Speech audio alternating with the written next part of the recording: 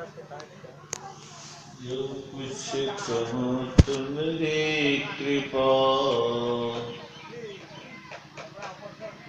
मोते कछ न वसाय।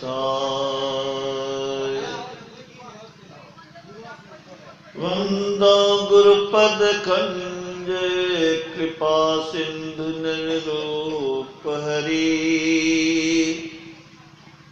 महामोहतम पुंज,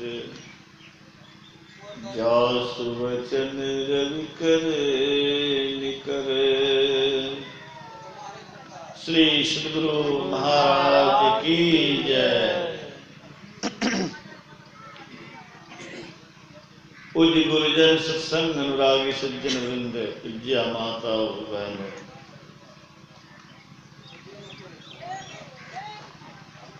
नौ से ऊपर हो गए हैं, विलंब से सत्संग प्रारंभ हुआ है।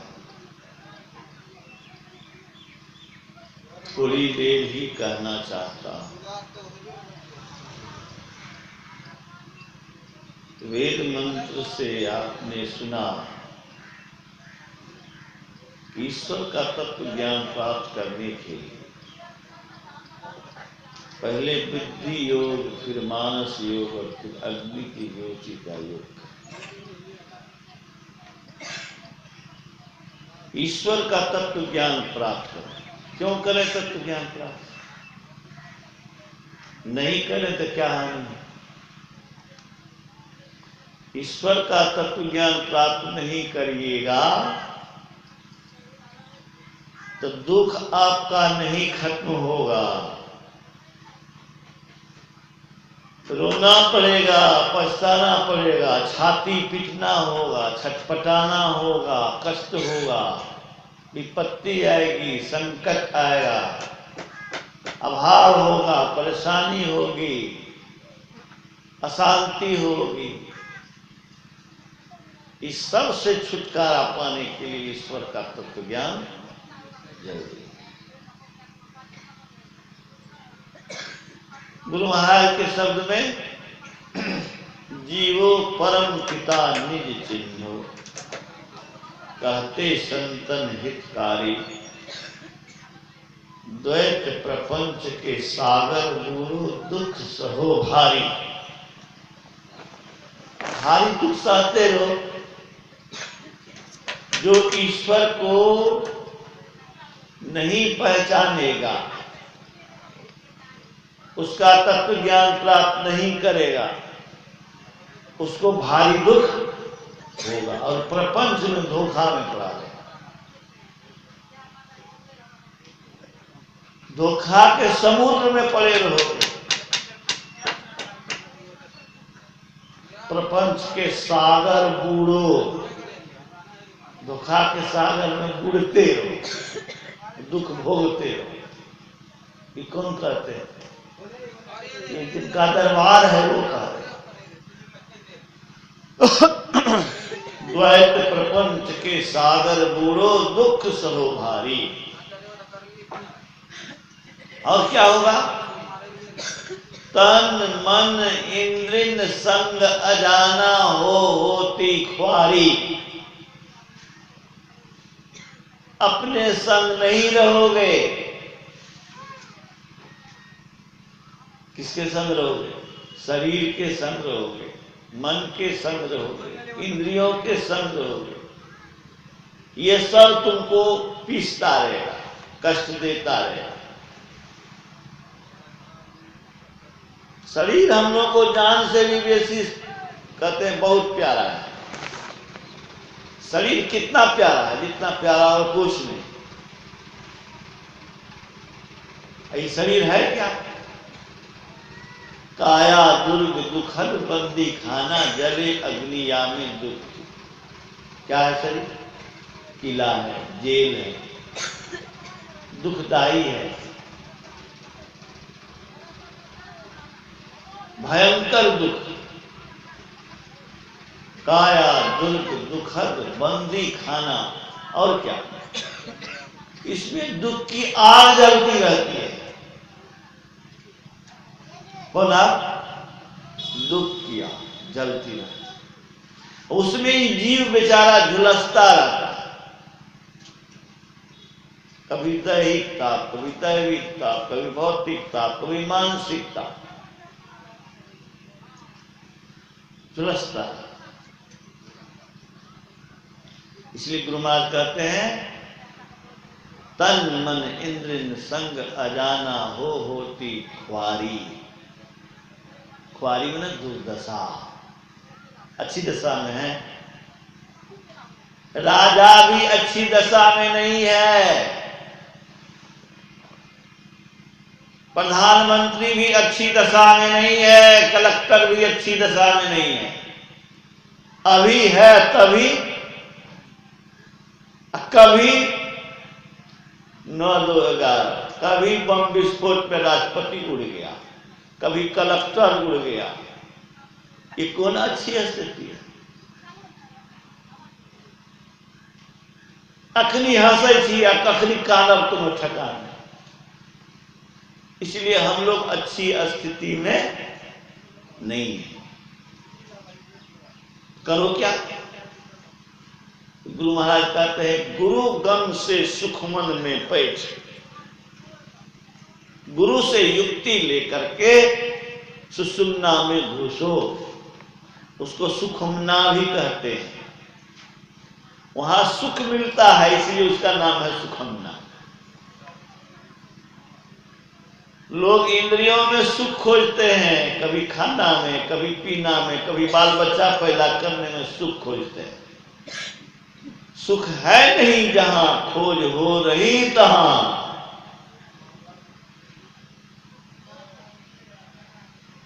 झूठे सुख को सुख कहे, मानत है मनमोद। जगत चबेना काल के कुछ मुख में कुछ गोद। काल के गोद में पड़े हो, तुमसे बहुत छोटा लोग दुनिया से बढ़ के चला गया, अपने बल पर तुम जिंदा नहीं है, कब स्विच ऑफ हो जाएगा ठिकाना नहीं है। ये तुम्हारी ही नहीं सबकी यही हालत है।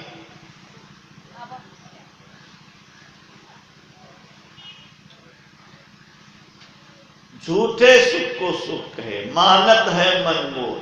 जगत चबीना काल के कुछ मुख में कुछ गोद। रसगुल्ला का सुख झूठा सुख है? हाँ है। कैसे? सुन लीजिए। सच्चा मित्र वही है जो कभी हमारे साथ शत्रुता नहीं करे। ठीक है ना? सच्चा मित्र वही है जो कभी हमारे साथ शत्रुता नहीं करे। सच्चा सुख वही है जो हमको कभी रोने नहीं दे। अभी हंस लो और फिर रोने लगो, अभी मीठा लगा तुरंत फिर पेट खराब हो गया। झूठे हैं। अरे सच्चा मित्र वही है जो कभी बदलता नहीं। सच्चा सुख भी वही है कौन? जो सुख कभी खत्म नहीं हो। ठीक कह रहे हैं कि झूठ कह रहे हैं? जस्ती है बात। इसीलिए संत ने कहा झूठे सुख को सुख कहे। तो सच्चा सुख कहां मिलेगा? कहां मिलेगा राम शरण? सच्चा सुख आत्मा में मिलेगा। सच्चा सुख बाहर नहीं मिलेगा। सच्चा सुख अंदर मिलेगा। सच्चा सुख सुखमना में घुसने से मिलेगा। इसीलिए गुरु महाराज कहते हैं ऐसा सुख मिलेगा कि फिर दुख कभी आने नहीं पाएगा। दुख तुमको छू नहीं पाएगा, कभी रोने की स्थिति नहीं आएगी। जमदूत भी तेरे आदेश के बिना तुमको नहीं ले जा पाएगा।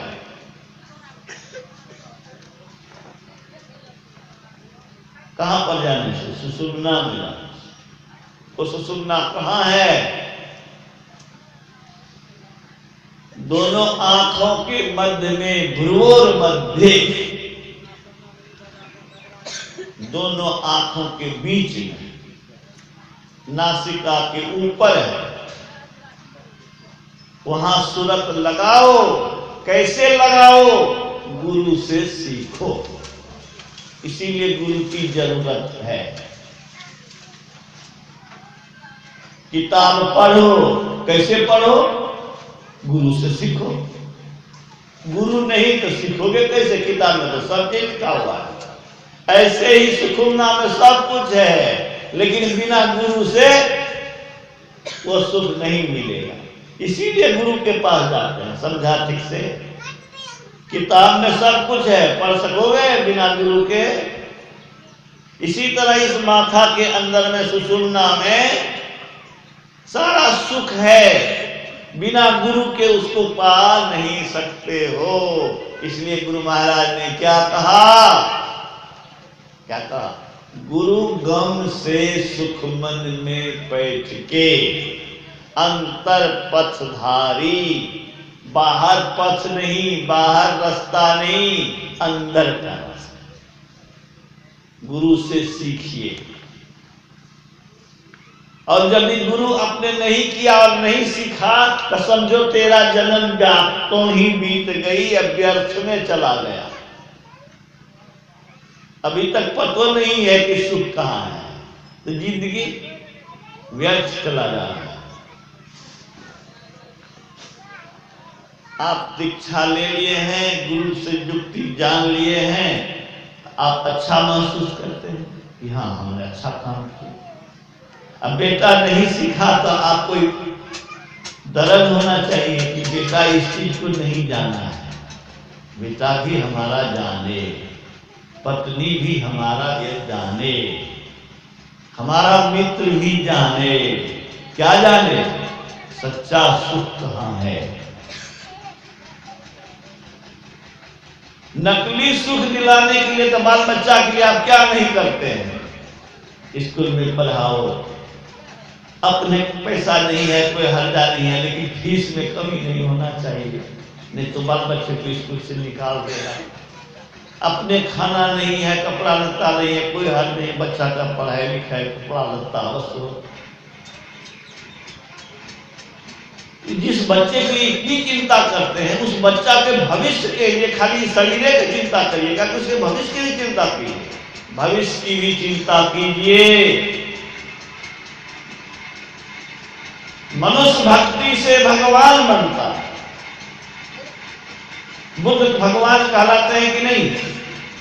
भगवान बुद्ध, भगवान महावीर, भगवान में ही कहिए कि नहीं कहिए, भगवान में ही है।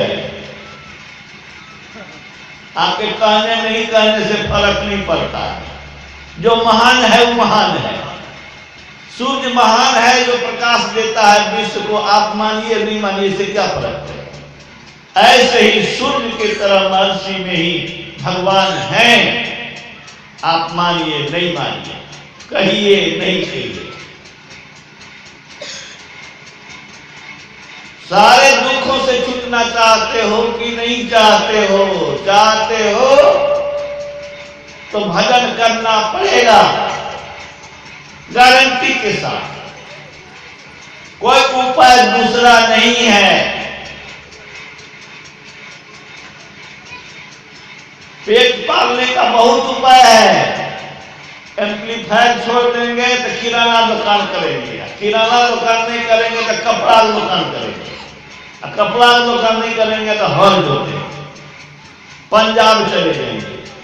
इस शरीर को पोषने के लिए बहुत उपाय है, लेकिन इस आत्मा को पोषने के लिए बस एक ही उपाय है। आत्मा को मजबूत बनाने के लिए एक ही उपाय है। वह उपाय है कि सत्संग में अच्छी बात सुनो, उस पर विचार करो, गुरु के शरण में जाओ, गुरु से युक्ति लो, सुखुमना में घुसो, सच्चा सुख मिलेगा, नहीं तो नकली सुख भोगते रहो।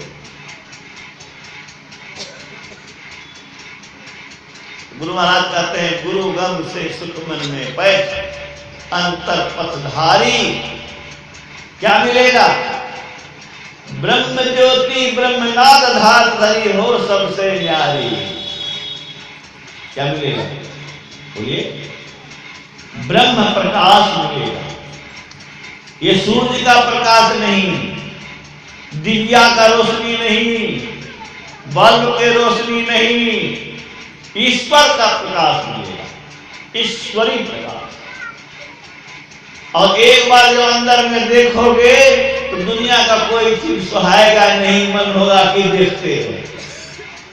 हरा गए क्या हरा गलो हो भगवान कने चल गलो। फिर एक बार दर्शन जाए,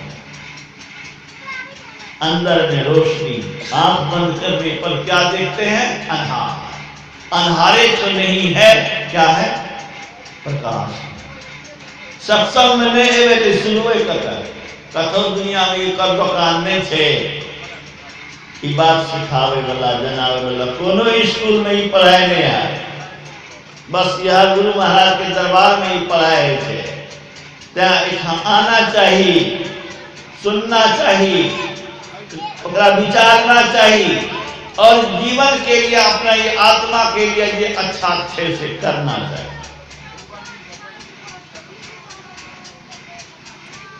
क्या मिलेगा? ब्रह्म ज्योति ब्रह्मनाद धार धरी हो सबसे ब्रह्मनाद मिलेगा। उस रोशनी का क्या विशेषता है? क्या विशेषता? उस रोशनी की यह विशेषता है कि वह परमात्मा को दिखा देगा। उस रोशनी की विशेषता है कि धरती के अंदर में सोना का कलश है कि नहीं बता देगा। उस रोशनी की विशेषता है कि तेरे मन में क्या है वो बता देगा। उस रोशनी की विशेषता है, गुरु महाराज कहते हैं, एक बिंदुता दूरबीन हो, दूरबीन क्या करे, पिंड में ब्रह्मांड दरस हो। बोलिए आपके पुराने सत्संग की, पिंड में ब्रह्मांड दरस हो, बाहर में क्या फिरे। गुरु महाराज कहते हैं शरीर के अंदर में ब्रह्मांड देखोगे, यहीं से देख लो अमेरिका में राष्ट्रपति क्या कर रहा है। नरेंद्र मोदी जो जर्मनी गया है वो कहां पर बैठ के क्या कर रहा है अपने अंदर में देख सकते हो। देखने की आंख को पहले खोलो। ओके, ये आंख कौन खोलेगा? गुरु से जुक्ति लेगा, ध्यान करेगा तब खोलेगा। अंडा खाएगा, मांस खाएगा बकरी का, तब तुमसे नहीं होगा। जो अखाद्य है उसको छोड़ो और जो संत महात्मा कहते हैं करो। डॉक्टर की बात मानो, उसके विचार को सुनो, वो जो जो ज्ञान देता है उसको अपनाओ, तुम डॉक्टर बन जाओ। इसी तरह से संसार का डॉक्टर है गुरु। संस्कृति रोग को वैद्य श्रेष्ठ तक, सब रोगों को दूर करने वाला गुरु है।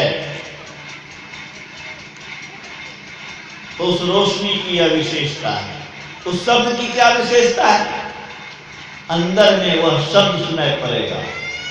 अभी तो अच्छा भजन गाता है, अच्छा गीत गाता है, मन सुनने में लग जाता है, हम लोग रस लेने लग जाते हैं।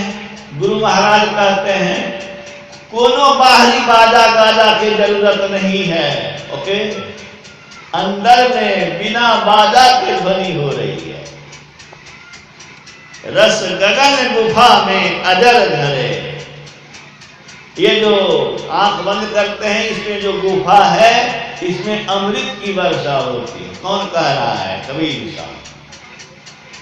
रस गगन रस मिलता है, गगन के गुफा में रस मिलता है। वो रस जब पियोगे मस्त हो जाओगे, किसी का डर नहीं रहेगा। कहोगे कि शराब पी करके भी मस्त हो जाता है, तो शराब का नशा बहुत देर नहीं रहता, वो उतर जाता है। उसमें मूढ़ता रहती है, मूर्खता रहती है, जड़ता रहती है, अज्ञानता रहती है। और इस मस्ती में ज्ञान भी रहता है, आनंद भी रहता है और सद्बुद्धि भी रहती है। रस गगन गुफा में अजर धरे, बिन बाजा झनकार उठे जन, समझ परे जब ध्यान। जब ध्यान लगेगा तो बाजा अंदर में सुनाई पड़ेगा।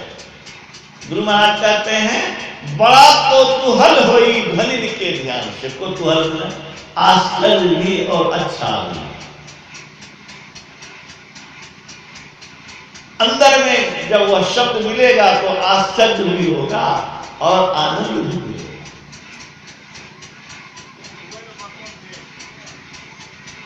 आगे की पंक्ति में है काम क्रोध मद लोभ दहे सब जल जाए, काल व्याल निकट नहीं आवे, जमराज और जमदूत आपके पास नहीं आ सकेगा। ये कबीर साहब कहते। कबीर को पत्थर में बांध करके गंगा में डुबा दिया। डूब गया। उल्टी धारा में गंगा पत्थर सहित आ रहा है। होशे उड़ गया राजा का, बादशाह का। इब्राहिम का होश उड़ गया। अरे क्या हो गया? ये शक्ति आती है रस गगन गुफा में अजर धरे। उस अमृत को पीने से ये ताकत आदि आ जाती है कि पत्थर बांधा हुआ है, पानी में डुबा नहीं पा रहा है, तैर रहा है। ये भक्ति गुरु दरबार में आना, इससे बड़ा लाभ कुछ नहीं है। इसीलिए शंकर भगवान कहा, क्या कहा शंकर भगवान ने? इस सत्संग में जो लाभ है वो लाभ कहीं नहीं है। हमको कोई काम धंधा नहीं है क्या? कितने विद्यार्थी मेरे डॉक्टर इंजीनियर बन गए। मैं क्यों आया हूं? मैं जानता हूं कि सत्संग से मुझे वह मिलेगा जो टका से माल से नहीं मिलेगा।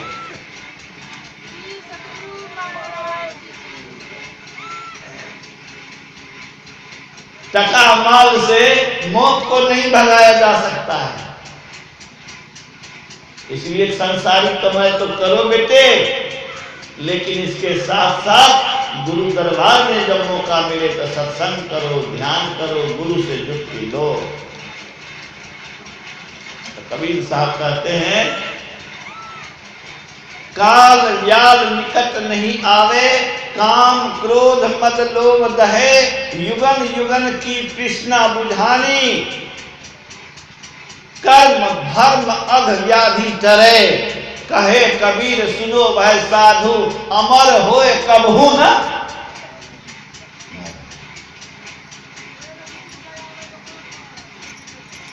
सब मरिए वाला छोड़िए, सब मरिए वाला।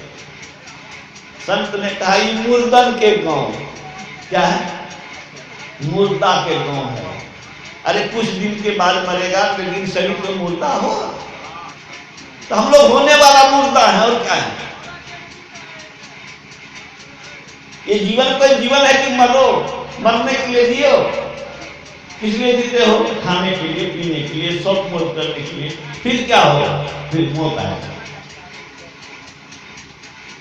कमाते हो खाने के लिए, खाते हो जीवन बनाने के लिए, और जीवन काहे बनाते हो? मरने।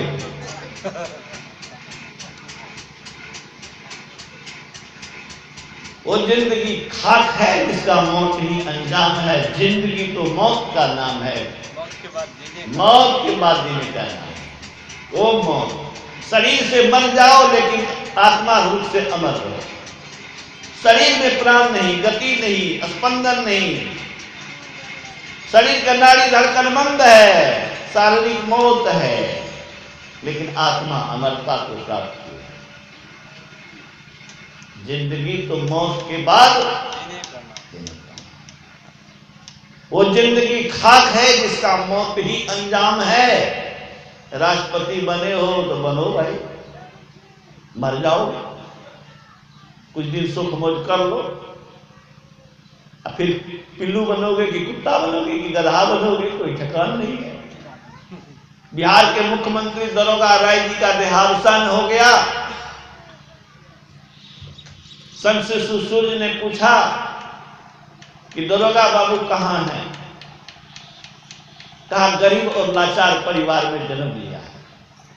कहा तो बिहार का मुख्यमंत्री था और दरिद्र के घर में जन्म ले लिया। अब दाने दाने को मुहताज, 3 दिन के लिए खूब सुख मौज कर लो और फिर दुख का पहाड़ पड़ेगा। इसी से बचने के लिए सत्संग की जरूरत है, इसी से बचने के लिए गुरु की जरूरत है, इसी से बचने के लिए ध्यान की जरूरत है, इसी से बचने के लिए पापों से बचने की जरूरत है, इसी से बचने के लिए मांस मछली शराब को छोड़ने की जरूरत है। अमर जीवन, कौन कौन अमर जीवन जिया है? बहुत लोग अमर जीवन जी रहा है। गुरु महाराज ने कहा ऐसा जीवन प्राप्त करो जो शरीर और संसार वाला नहीं है। हम लोग का जीवन कैसा है? खाओ, नहीं खाओ तो पेट लहरो, सांस लो, नहीं सांस लो तो फड़फड़ाओ, पानी पियो और नहीं पियो तो प्राण कम सूखने लगेगा, मन बेहुबल हो जाएगा। दवाई खाओ तो बीमारी दबाओ और नहीं तो फिर छटपटाते हो। संत लोग जो अमर लोग होते हैं उसको न खाना की जरूरत है, न पीना की जरूरत है, न सांस की जरूरत है, न दवा की जरूरत है, न दुख है, न अभाव है, न परेशानी है। उसका जीवन कैसा है? वही अमर जीवन है। कहवे अहाँ जे एक उदाहरण दियो के कुछ बुझिए तो अमर जीवन।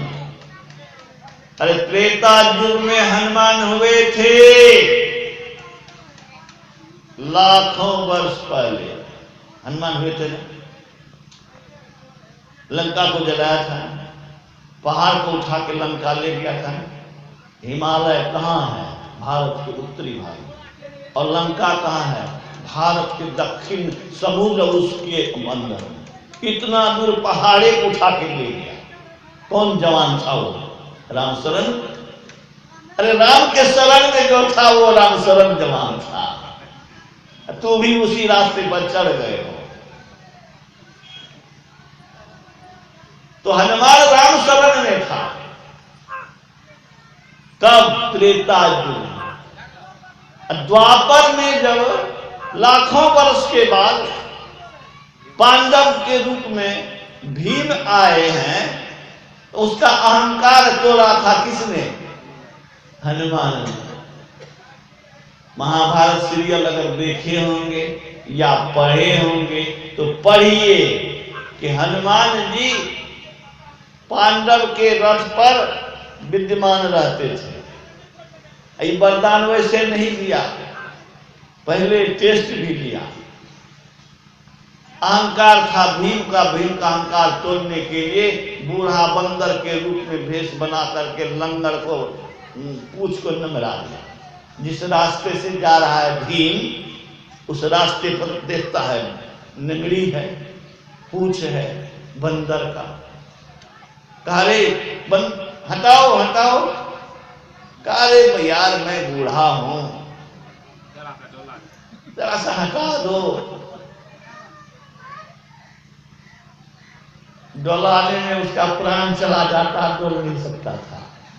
डोलाते डोलाते थक गया, डोल नहीं सका, हाथ जोड़ लिया। कहा आप साधारण बंदर नहीं हैं, आप कौन हैं? अपने असली रूप में आइए। तो हनुमान बन करके प्रकट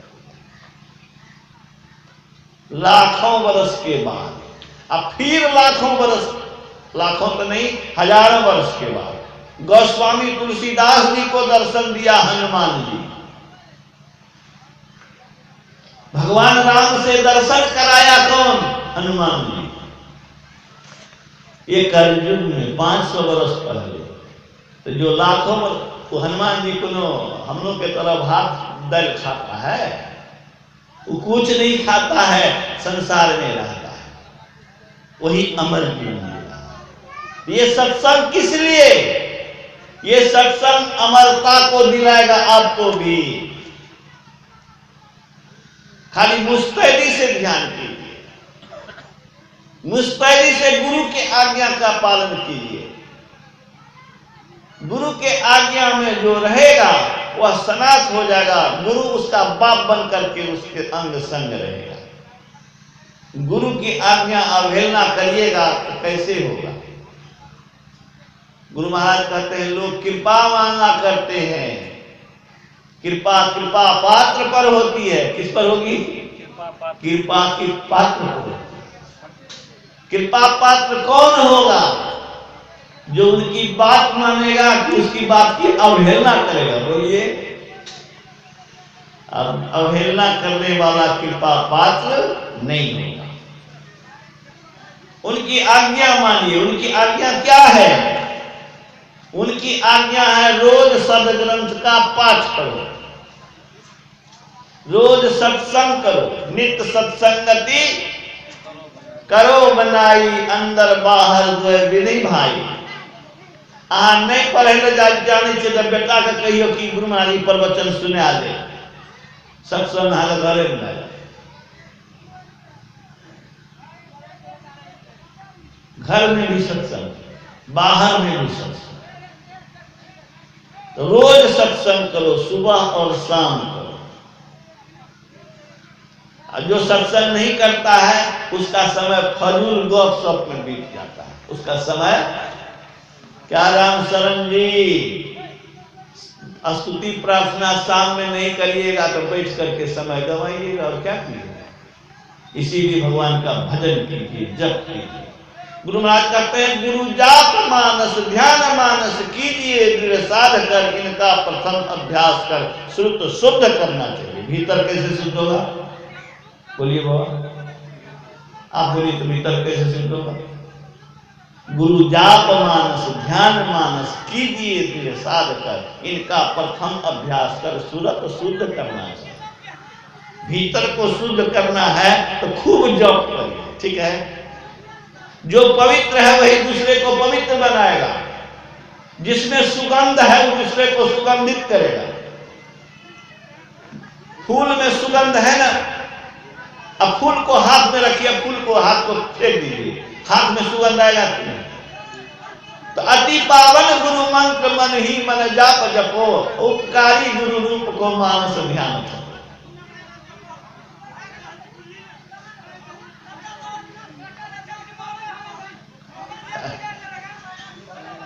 अब देखिए, दुर्बुद्धि सवार होती है तब क्रोध होता है, क्रोध में झंझट और विवाद होता है।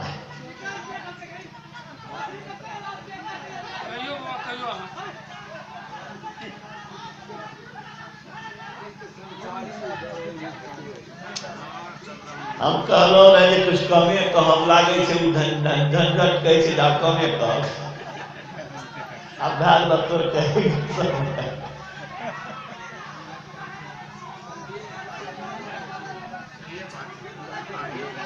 श्री सदगुरु महाराज की जय। मन चंचल होने से सत्संग नहीं होता, प्रवचन नहीं होता। मन शांत मिजाज का चीज है। आज की करिए श्री सदगुरु महाराज की आरती संग